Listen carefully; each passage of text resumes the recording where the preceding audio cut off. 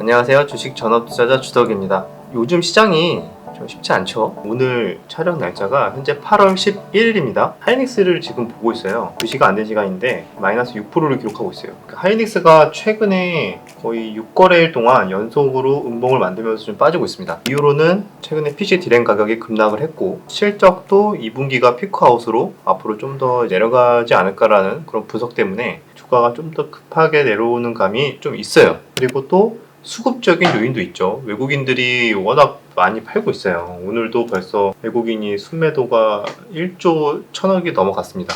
최근에 또 삼성전자가 강하게 수급이 들어오면서 올라가나 싶었는데 다시 다 뱉어내고, 그런 과정에서 아마 대형주나 이제 반도체 위주로 매매하시는 분들은 상대적으로 좀 힘든 구간이 될 수도 있고요. 반면에 강했던 종목들 2차전지나 최근에 상장했던 신규주들 위주로 좀 매매를 했던 분들은 괜찮을 것 같아요. 그리고 백신 관련해서 SK바이오사이언스나 몇몇 코로나 관련 바이오 제약주들은 수급이 쏠리면서 강하게 슈팅이 나오고, 그래서 지금 같은 시장이 수익률의 격차가 굉장히 커지면서 그런 빈부격차가 되게 커질 수 있는 시장이에요. 아무래도 좀 운도 좀 따라야겠지만 그래도 열심히 섹터를 잘 분석을 해서 돈이 몰리는 곳을 잘 찾아서 매매를 한 분들은 상대적으로 그래도 돈이 소수로 몰리기 때문에 고수익이 가능했고, 그렇지 않은 분들은 별 재미를 못 봤거나 오히려 손실이 계속 누적되는 상황이 될 수가 있습니다. 한마디로 이렇게 빈부격차가 심해지는 시장은 그냥 난이도가 굉장히 어려운 시장이라고 보시면 돼요.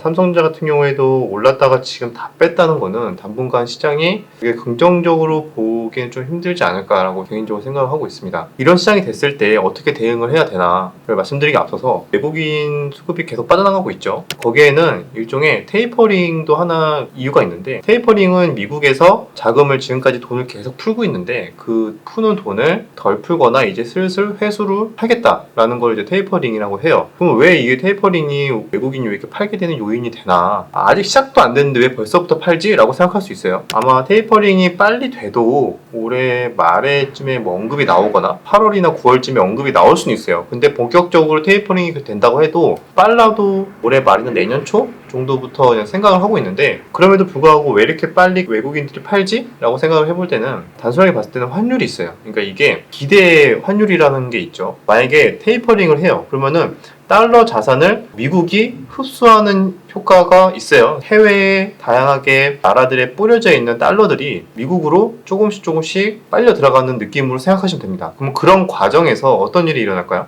우리나라 같은 경우에도 환율이 올라가겠죠? 환율이 올라가면은 현재 외국인 투자자들이 우리나라에 지금 투자를 해놨는데 그 주식이 그대로 빠지지 않고 움직이고 그냥 횡보만 하고 있는데도 불구하고 달러를 회수하는 과정에서 우리나라 환율이 올라가면요, 그 자리에서 앉은 자리에서 바로 그냥 환차손이라는 손해를 봅니다. 달러가 강세가 되면서 나중에 달러로 환전을 해서 가져가야 되잖아요, 외국인 투자자들은. 근데 그 환전하는 과정에서 그냥 바로 몇 퍼센트 손실을 보고 가져갔기 때문에 그렇게 될 거다라는 기대감이 생기는 거죠, 해외 투자자 입장에서. 그렇기 때문에 테이퍼링이 곧 시작되기 몇 개월 전부터 6개월 전부터 환율이 올라갈 것 같아. 우리 환차손 보기 전에 지금 미리 팔고 회수하자라는 그런 수요가 생기는 겁니다. 그거를 미리 또 파는 과정에서 지금 벌써 또 환율이 살짝 오르고 있고, 그리고 외국인 투자자들이 이렇게 순매도가 강하게 이어지면서 지금 우리나라 증시는 상대적으로 좀 지지부진한 모습을 보이고 있다고 좀 생각이 돼요. 그런 과정에서 앞으로도 이런 추세는 큰 모멘텀이 생기지 않고서는 일단 추세는 당분간은 좀 이렇게 좀 힘든 시장이 지속될 가능성이 높아요. 그래서 우리나라 투자자들도 상대적으로 그거를 알고 있는 거죠. 그래서 최근에 카카오뱅크 같은 신규주들, 크래프톤은 상대적으로 별로 흥행하지 못했지만 신규주들의 거래 대금이 더 많이 터지면서 거의 단타로만 접근하는 분들이 대부분 많이 생기고 있고, 그런 과정에서 그나마 안전하게 보겠어요. 약간 안전하다기보다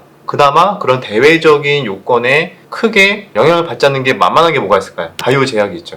바이오 제약은 외국인 지분보다도 그냥 우리나라 코로나나 아니면 기타 임상 결과에 대한 이슈 때문에 들쭉날쭉하기 때문에 그런 대외적인 이슈에 크게 영향을 또 안 받을 수는 있어요. 그래서 자동차, 반도체 이런 거보다는 상대적으로 공략하기는 이제 쉬운 거죠. 할 거 없을 때. 그래서 비교적 이런 쪽에 자금이 많이 몰리는 경향이 있다. 그래서 여러분들이 느끼는 빈부격차가 이런 걸 공략하지 못했으면은 이제 느끼고 계실 수도 있는 겁니다. 그만큼 시장이 어려워지고 있고, 외국인이 빠져나가는 데는 테이퍼링에 대한 기대, 환율 상승에 대한 기대 심리 때문에 미리 작용하고 있다까지 체크를 했고요. 그러면은 우리가 여기에서 어떻게 이제 대응을 해야 될지가 중요하겠죠. 지금까지 좋은 섹터를 그래도 잘 골라서 수익을 낸 분들은 괜찮지만 그러지 못한 분들이 어떻게 보면 더 문제가 되잖아요. 아마 카카오뱅크나 SK바이오사이언스나 이런 종목들을 보면서 지금이라도 저런 종목들을 매매를 해야 되나 이제 고민이 될 거예요. 호모증후군 같이 느꼈을 확률이 높기 때문에 이제는 카카오뱅크나 넥스트 같은 종목으로 재미를 봤던 분들이 아마 7월 말부터 8월 초까지 재미를 좀 봤을 거예요. 근데 그분들이 재미를 본 그 기억이나 그거를 잊지 못하고 계속 그런 섹터에서 놀다 보면은 아마 8월 중순 이제 말로 넘어가면서 다 뱉어내는 구간이 올 수 있습니다. 그래서 그걸로 재미 본 분들도 이거는 좀 잘 체크하시고 오히려 보수적으로 대응해야 되는 구간이 올 수도 있고요. 뒤늦게 그걸 공략하지 못했다고 해갖고 지금 따라가기에는 역으로 두 번 맞을 수 있는 거죠. 그래서 조심해야 되는 것 같고, 많이 올랐던 강했던 섹터는 차익 실현이 나오면서 크게 빠질 수도 있으니까 보수적으로 보고, 이렇게 외국인이 팔고 나가는 과정에서 테이퍼링에 대한 이슈가 나오면서 그럼 증시가 살짝 출렁거릴 수도 있습니다. 그럼 그럴 때 뭘 준비해야 될까, 이걸 생각해야 되잖아요. 최근에 강했던 섹터들이 좋은 자리를 주는 것도 괜찮죠. 뭐 2차전지나 제약바이오에서도 강하게 어떤 모멘텀이 있는 종목들은 시장 때문에 빠졌을 때 오히려 신규주보다는 그런 쪽으로 조금 공략하는 게 나을 수도 있고, 호흡을 좀 더 길게 보고 매매를 한다, 그런 분들은 지금 테이퍼링이 된다는 것 자체가 어떻게 보면 금리 상승이 슬슬 될 거라고 이제 준비를 한다고 보시면 돼요. 그러면은 상대적으로 금리 상승이 나오는데도 불구하고 괜찮은 섹터를 찾아야 될 거 아니에요. 그럼 여러분들이 많이 알고 있는 뭐 여러 가지 종목들이 있겠죠. 금융주나 이런 게 있겠지만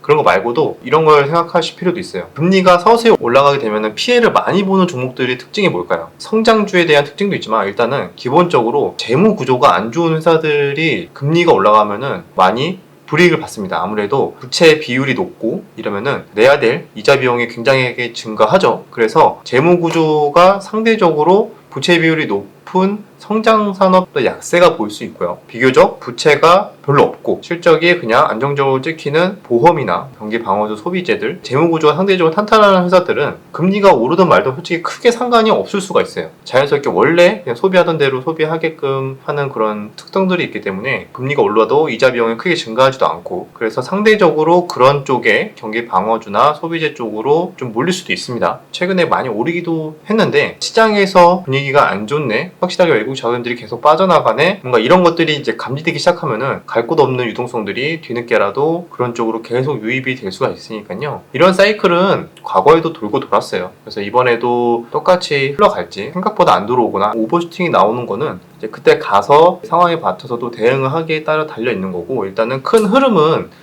이렇게 틀을 짜고 일단 볼 생각이에요. 그래서 저도 지금은 쉽지 않은 시장이라는 걸 느끼고 있고 보수적으로 대응을 하면서 새로운 테마군들, 왜냐면 시장에서도 매매할 게 없으면은 시장 자체적으로 테마군들을 만들어내요. 여러분들 만약에 지금 굉장히 박탈감 느끼고 있다면은 지금 많이 오른 종목을 공략하기보다도 시장에서 새로운 테마나 새로운 섹터들의 짠 만들어주니까 그때까지 조금 기다리는 방법도 괜찮습니다. 그래서 짧게 호흡을 보는 분들, 길게 호흡을 보는 분들도 이렇게 좀 틀을 가지고 보수적으로 좀 대응해야 되는 시기가 오지 않았을까라고 생각을 해서 제 생각을 좀 정리를 해서 설명을 드리는 시간을 가져봤습니다. 어떻게 좀 도움이 되셨는지 모르겠네요. 유익하셨다면 구독과 좋아요, 댓글 부탁드리도록 하겠습니다. 8월달 뭐 쉽지 않은 시장이 될 것 같으니까요. 조심히 보시고 순토하시고요.